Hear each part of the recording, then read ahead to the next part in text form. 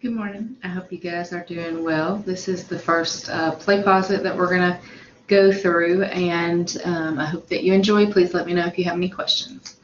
So we will skip over the case study and the overview for now and just jump right into cleanliness.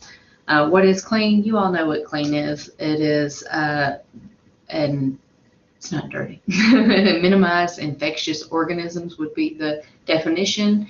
Soiled or dirty is an area that might have pathogens or things in there that might get you sick. And so if you cannot determine by, if a surface is clean or not cannot be determined by just looking at the surface. You must actually just clean it and then assume it's clean. You cannot assume it's clean if you just walk in and it doesn't look nasty.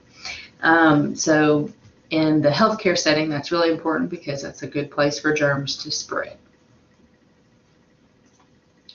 Clean technique is a technique used to reduce infectious organisms. A sterile technique is used to eliminate pathogens from the environment. So clean technique reduces the infectious organisms. That's more like washing your hands, spraying down and wiping down a countertop, washing dishes, things like that. Sterile technique eliminates pathogens. So then you have to have on sterile gloves and a whole sterile field. It can't be just an area that's been cleaned with soap and water. And then standard precautions. These are infection control practices that we use typically in the healthcare setting, where the things that we do with all clients in order to minimize the spread of infection. So things like washing your hands. Right now, wearing a mask might be part of it. Things that we do to just make sure, even if we don't know whether they have an infection or not, to make sure that all of our clients are staying healthy. That is standardized precautions. Okay, so now we will talk about different healthcare associated infections. So nosocomial infections are those acquired in the hospital. That's a bad thing because then they don't get paid for by the insurance company. So hospitals do not want somebody to get an infection while they're there. But if they do, they call it nosocomial. Healthcare associated infections are infections that are acquired in the healthcare setting, whether it's a hospital or outpatient or skilled nursing facility. And there's a variety of facilities. And the risk of contracting a healthcare associated infection increases the more invasive the patient care. So if they're having surgery, it's more likely to get an infection than somebody that's just coming in for a medical exam or something. The more frequent the contact with healthcare personnel, so somebody who's actually staying in the hospital for 3 days is more likely to get an infection than someone who has an outpatient procedure that they come in and get the procedure done and leave. And the more compromised the patient's health condition. Anybody with a compromised immune system is going to be more likely to get sick than someone who is healthy. Cycle of infection. There is a pathogen, so that is the organism that's causing the infection. There is a reservoir, that's a surface or something that the pathogen is sitting on. There's an exit portal, let me see. Oh, reservoir is what it's living in. I'm sorry about that. Reservoir is what it's living in, like people, bodily fluids, animals. The exit portal is how it gets out. So that's through a sneeze, a cough, your mouth, your nose, those things. Means of transition. So different infections transmit different ways, whether it's through the air, through contact, through insects. That is the means of transmission. The entry portal, how it gets in the body. So most of the time it's through a cut in the skin or through a mucous membrane, coming through your nose or your mouth. Even your eyes could come in that way.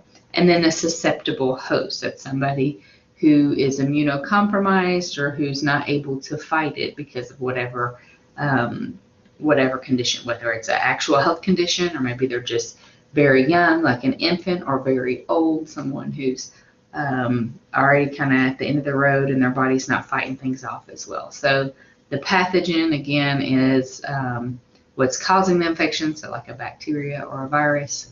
Reservoir is where it's living, inside a person or an animal, bodily fluids. Exit portal is how it gets out, like your mouth or nose. Means of transmission is how that specific bacteria or virus transmits, whether it's through the air or through mosquitoes, anything that carry that. And then entry portal is how it gets in the body, susceptible host. If your immune system is good, you might be getting bacteria or viruses coming in and it kills it and you never notice it. But if your immune system's not so good, then I might get you sick with that sneeze. That was not intentional. All right, how infections happen. All right, so infectious agents. So bacteria and viruses are often encountered by healthcare workers. There are some organisms, some bacteria and viruses that become drug resistant. That means that the medications that should help fight them are no longer working. That's never a good thing. So typically it's bacteria that become more resistant to the drugs. So antibiotics,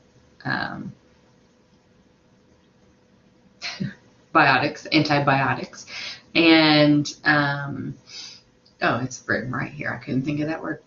And so one of the main ones that we hear about is methicillin-resistant Staphylococcus aureus, so MRSA. And most people say medically resistant Staph aureus, but it's actually methicillin-resistant Staph aureus.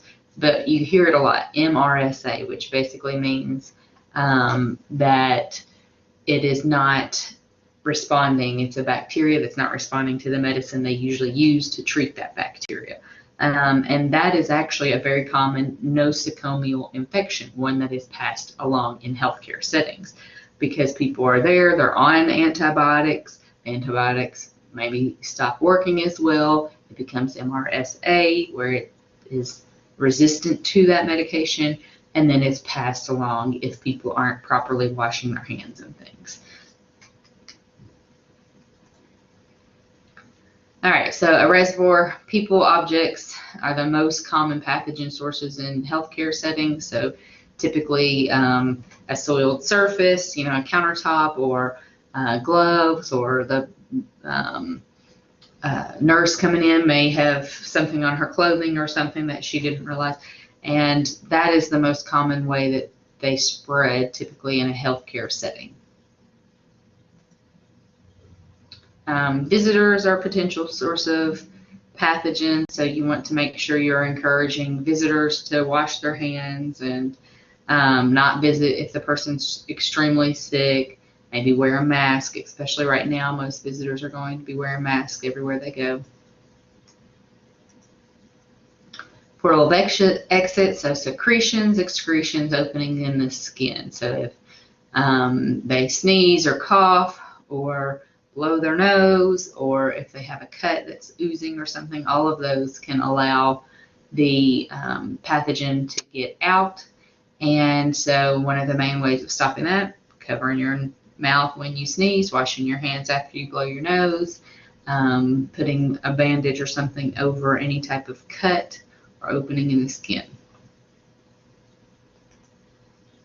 Means of transmission. So several different means of transmission that are related to contact. So there's direct contact, person-to-person transfer. You come in contact with a person's blood, can definitely allow a bloodborne pathogen to enter a healthcare worker, even in a small opening in the skin. So we definitely are much more cautious about blood and oozing and bodily fluids than just regular surfaces. So direct contact, you touch somebody, they had an infection and you get it directly from them. Indirect contact, person to object to person. So they're sitting in a seat and then you sit in that seat and now it's on you.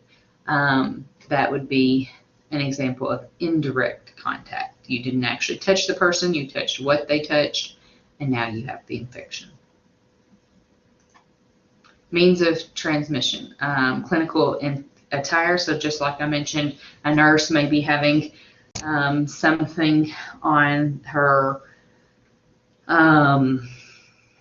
her clothing and passing it that way, which would be an example of indirect contact. But some of the things that are more likely to actually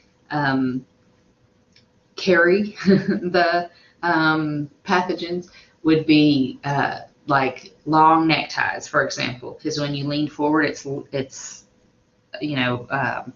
hanging there, and anytime it can kind of get in the personal space.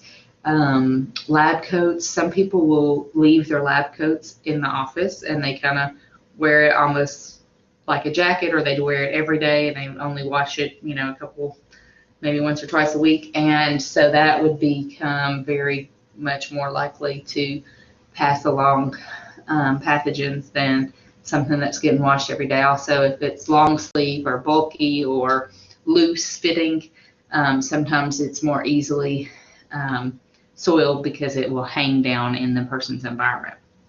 And then, of course, if you do think that your clothing is contaminated, certainly clean them before you go into another patient's room or start working with another patient. Some hospitals, I know one of the hospitals I volunteered at before I started PT school, actually had extra scrubs on hand that people could change into if they needed to in the middle of the day, and the hospital just washed those themselves. So with droplet precaution, with droplet transmission, means of transmission, with droplet transmission, large particles come into contact with the conjunctiva, that would be the eyes or the mucous membranes, either in the nose or the mouth. So typically this is through coughing, talking, sneezing, and then it could also be through medical procedures like suctioning someone out or things like that. Most droplets travel a maximum of 3 feet. So I know right now everything is 6 feet, and that's basically, now I have my 3 feet if I sneeze and it travels 3 feet, and you have your 3 feet if you sneeze, and there's no way our droplets are coming in contact with the opposite person. But typically if you sneeze or cough, they can only travel about 3 feet.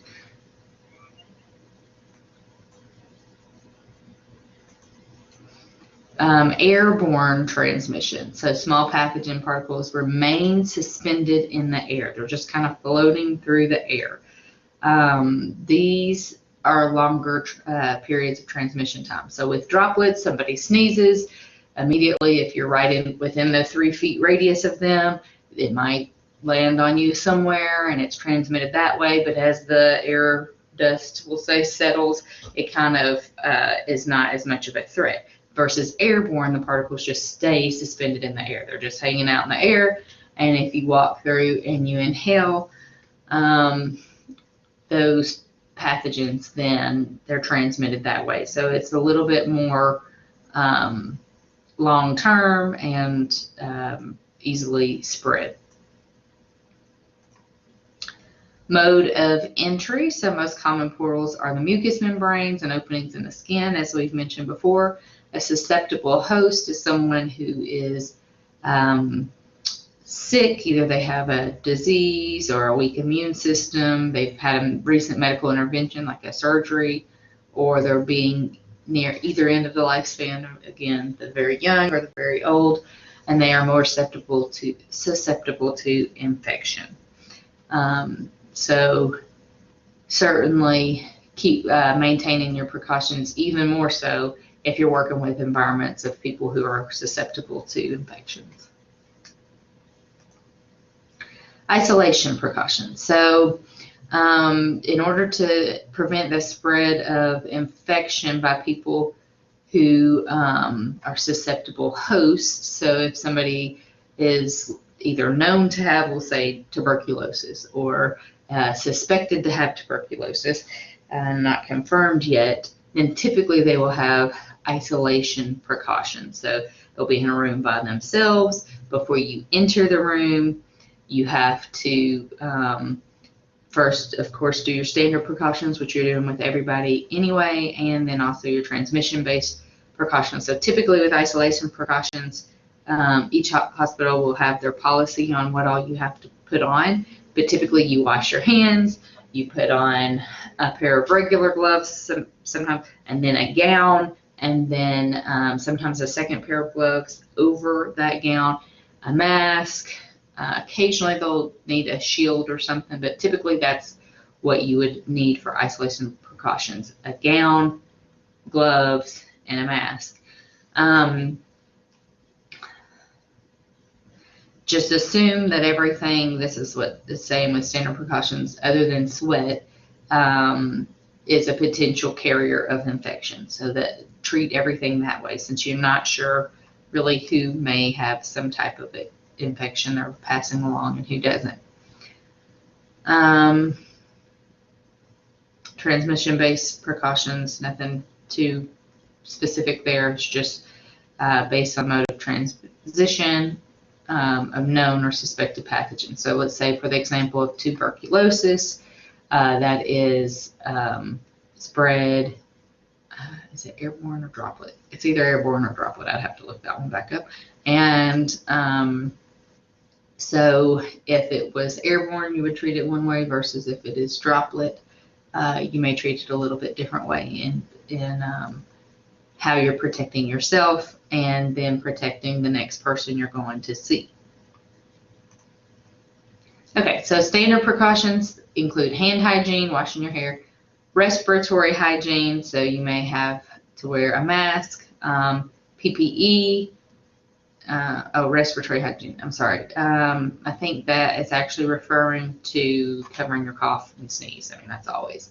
And then barriers, so PPE, if you are thinking that you're going to come in contact with any bodily fluids, or if the person walks in and they're coughing and sneezing, you know, blowing their nose all over the place or something, then wearing the appropriate PPE, whether that's gloves, gown, mask, eye protection, like glasses, CPR mouthpiece, that would be in a specific situation if you're given CPR.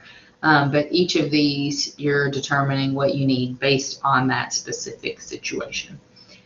Sharps disposals, we don't really use any sharps other than occasionally with wound debridement whenever you're cleaning the wound bed, which is a very specialized task that only a few PTAs still really do in the area. So it's unlikely you'll have sharps to dispose of, but if you do, there's a special container that you put sharps in so that somebody's not taking out the trash and get stuck by a needle. So anything that's sharp that could puncture through the trash and get a healthcare worker or a cleaning crew or anybody that's messing with that needs to go in the sharps container. They're plastic boxes. You've probably all seen them by now.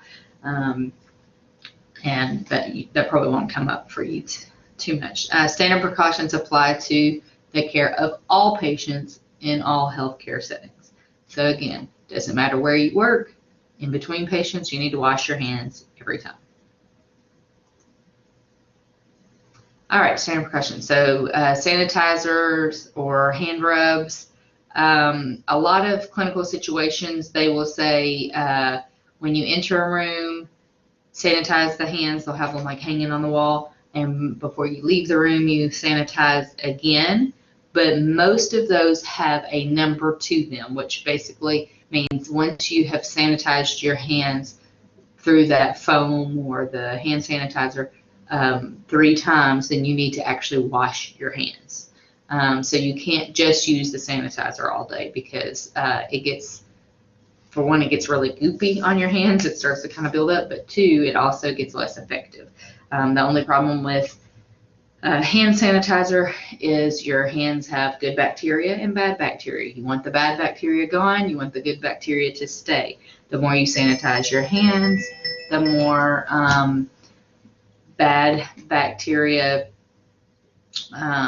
it can get resistant, and also the good bacteria can then become less, and then you could become more susceptible to the infection.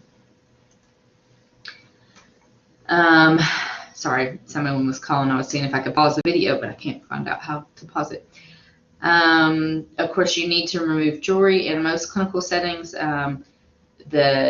they do not want you to have jewelry or long nails or anything like that that might, because fake nails and jewelry are good hosts of bacteria. So you're not supposed to really have those on anyway. Some people will wear a wedding band and they'll allow that, but most clinics will have some type of policy on that. So anyways, you need to remove that from your surface while you're using the cleansing agent. Same with washing your hands. You typically will need to remove your jewelry to wash your hands. And when you are using sanitizer, you need to rub for 15 seconds. With antimicrobial soap and water, you need to use it when your hands are visibly dirty. If you see something on your hands, certainly use that rather than hand sanitizer. With enteric infections like C. diff, that is something that is passed through feces. So I hope and pray that it doesn't get on your hand, but if you're working with anybody who has something like that, you need to wash your hands. Even if you wear gloves, I would recommend once you take the gloves off, you wash your hands, just in case you touched a part of the glove on accident, taking them off. After multiple applications of hand sanitizer, just like I was talking about, then you need to, again, wash your hands. You need to wash, it says 15 to 60 seconds. 60 seconds is typically where we kind of push towards. At least 30 seconds would be ideal, and you want to use soap and warm water. So a lot of people will sing a happy birthday song or the ABCs or something to kind of keep track of how long they've been washing their hands. All right, so you want to wash your hands or use the sanitizing rub before and after patient contact. Before and after contact with something that might be contaminated, like if you blow your nose or pick up a wet tissue or thing like that. After contact with secretions or excretions, if you sneeze or if somebody near you sneezes and you pick up something and it happens to be wet. Before and after toileting, after sneezing, coughing, nose blowing, nasal contact. So anytime you touch your nose, that's one thing that people are very much more aware of now, I would say. I know that one student just in their last clinical rotation got in trouble because the parent of the patient that was in a pediatric setting said that the student would touch her face and not wash her hands before she touched the child. So it wasn't even like she was sneezing or coughing or wiping her nose, but she did not want her touching her face at all and touching her child unless she had washed her hands. So just be a little bit mindful of that, because sometimes people are a little more sensitive, especially these days. People are very cautious and aware, noticing what you're doing. So if you even just so much as scratch your nose, you need to wash your hands before you touch the patient. Before donning and after donning gloves, and then before and after eating. So many of these you're used to and you pretty much know. A few of them you may have to start developing those habits when you start patient care. All right, so if we are in a hospital room, before touching a patient, of course, before clean aseptic procedure, so if you're changing a anything really on the patient, but changing a bandage or helping them remove clothes or anything before that, after touching the patient, after contact with any type of bodily fluids, after touching the patient's surroundings. So even if the patient, you move them to the chair, and then you sanitize your hands, but then you go back and change the sheets for them or something real quick. You need to then do hand hygiene again.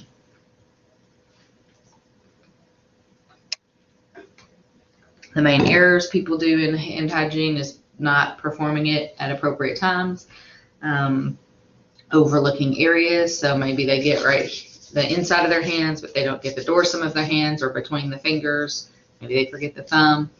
Cleansing for too little times. Oftentimes you'll see somebody wash their hands and 3 seconds in, they're turning the water off.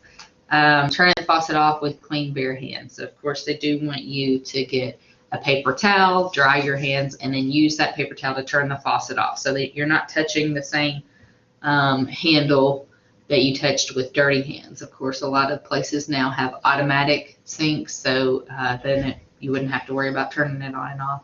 And then not allowing the hands to dry thoroughly when using the hand sanitizing rub. The friction helps kill the bacteria, and you must rub the hands together and allow them to dry before you start touching stuff. If they're still wet, then it's not finished doing its job. All right, so respiratory hygiene or coughing etiquette. Most of you probably are familiar with this. Cover your nose and mouth when you cough and sneeze. If you use a tissue, throw it away. Need to remind that to my family. Cough or sneeze into the elbow or upper sleeve if you have no tissue. Clean hands after contact with respiratory secretions. If you sneeze, go wash your hands. Separate yourself. So it says 3 feet or greater. Again, this textbook was pre-COVID, so that was kind of the recommendation. COVID has been the thing that started the 6 feet, which is just kind of an extra added precaution, but you need to be at least 3 feet from someone in order to avoid getting in the line of their respiratory secretions. And wear a face mask in the health care facility if you have infectious respiratory secretions. And at this point, most people are wearing them at most places just to avoid also coming in contact with someone else's secretions. Now, let me also mention the masks they're talking about are typically, if you're really wanting to avoid infection, it was the N95 was the kind of the standard mask like to use for a tuberculosis patient. But what they used to do is you would have to go in, it would have to cover the whole area. You would have to have it fit properly, and you would go in this room and they would test the fit of it. So in order to actually get approved to go into a room with a patient who had a known infection, you would have to actually be properly fit for the mask. And even then, they only last, I believe, no more than like an hour. You couldn't be in with a patient with tuberculosis for more than an hour and think that the mask was going to be effective. So, these days people are wearing cloth masks that they're hanging off their face or aren't even covering their nose. Even the KN95s, they're wearing the same one over and over day after day. It's not these things basically. There's not really much of a point in wearing it if you're not wearing it appropriately. So just want to, with the day and age of everybody wearing face masks, there's a lot of things that people are doing that the mask will not have a face mask on. And so certainly in a healthcare setting with somebody who is known to have an infection, you want to avoid all those bad habits. You want to have a appropriate face mask with a proper fit and have it on the right way. And not be using a disposable face mask, the same one day after day. It's disposable for a reason because it only lasts so long and then it needs to be thrown away. All right, so PPE stands for personal protective equipment. Your choice is determined by the pathogen you might be encountering, by the situation itself, whether you're just walking in the patient's room to grab their chart or you're going in to help them physically get up and clean themselves. I mean, that's a huge difference in what you might need. Most of the time, the PPE includes gowns, gloves, face mask, and eye coverings. And again, the sharps container you all know about now.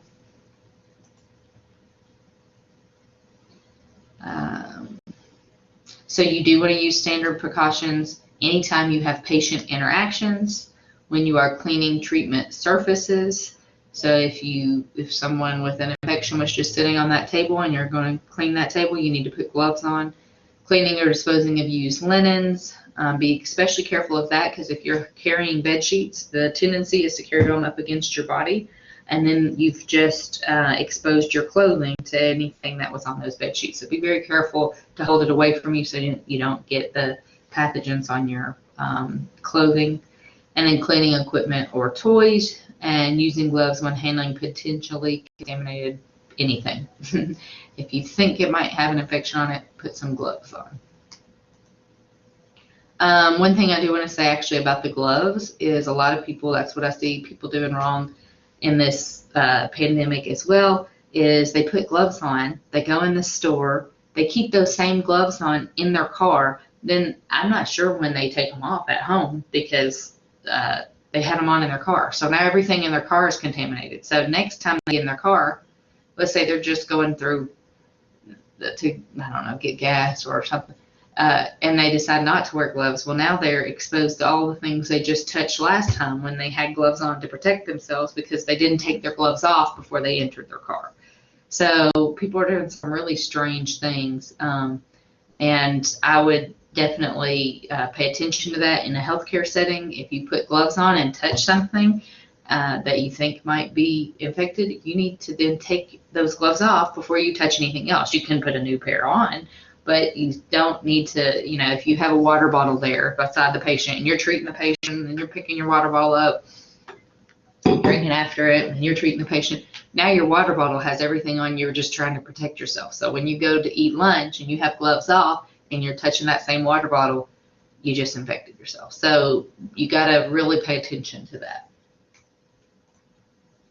All right, mode of transmission. It determines your PPE, so whether it's through droplets or airborne or whatnot, and the order of donning and doffing. Donning is putting clothing or equipment or PPE on. Doffing is taking it off. Donning means on, I'm trying to highlight on, and doffing means off. Donning and doffing. So the way that you put it on and off is determined also by the mode of transmission. You may also need to use a respirator or other special equipment if it is a specific type of transmission. So with contact precautions, then you start out with the standard precautions and you add these things. So with standard precautions, remember that's hand hygiene and, being careful what you touch and all those stuff. So contact precautions, you still use the same hand hygiene and all that with standard precautions, but then you also need to wear gloves. Anytime it says contact precaution, you must have on gloves and a gown. And you put the gloves on before you enter the room. Change them frequently if you're touching things and need to. You put the gown on before you enter the room. You take it off before you, typically right at when you're leaving. So typically they'll have the gown sitting outside, and then right inside the room they'll have a throwaway bin. So you put it on outside the room, you come in the room, you have it on the whole time in the room, and then right as you're at the door about to leave the room, you rip it off and throw it away so that you're not taking that into the hallway. And then any equipment, if they have contact precautions, any equipment the patient is using stays in the room until they're discharged from the hospital. So if you're using a sliding board for a transfer or a wheelchair or any type of crutches or anything, they stay with that patient. They don't leave that room until the patient leaves, and then they're sanitized before they can go anywhere else. These are contact precautions. So contact precautions include standard precautions plus gloves and gown and leaving the equipment in.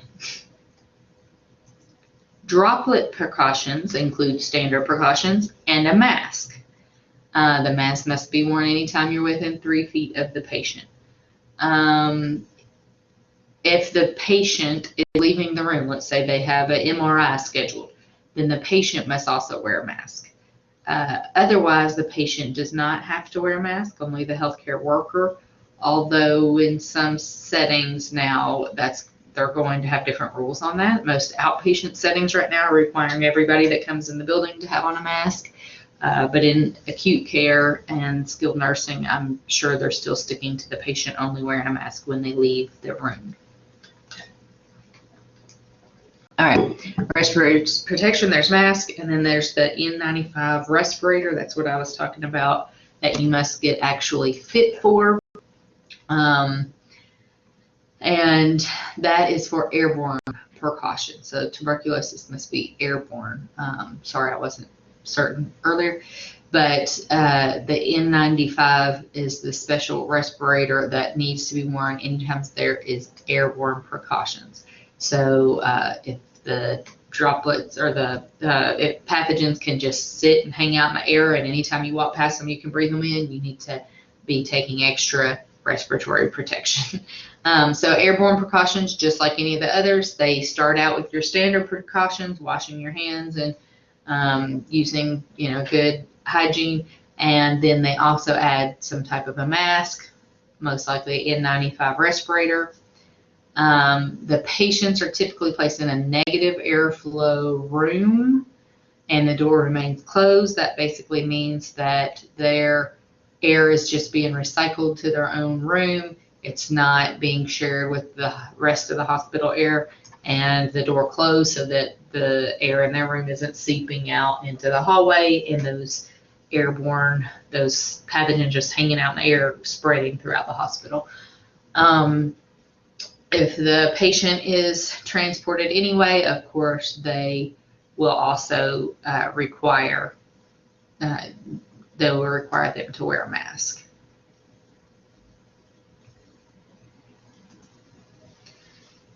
All right, so this is just a quick little table. I'm losing my words today. Table to tell you the different type of precautions, and so you can kind of compare and see what is needed in each. So that's just for your reference. All right, donning and doffing PPE. So this is where we are going to stop for now, because we are going to go through all that in the lab of what order to put them on and different things like that. We'll also go through these last few slides on clean technique, sterile technique, and protective precautions in the lab. So that is going to be it for us for our PowerPoint today, and I will see you guys in lab, and let me know if you have any questions.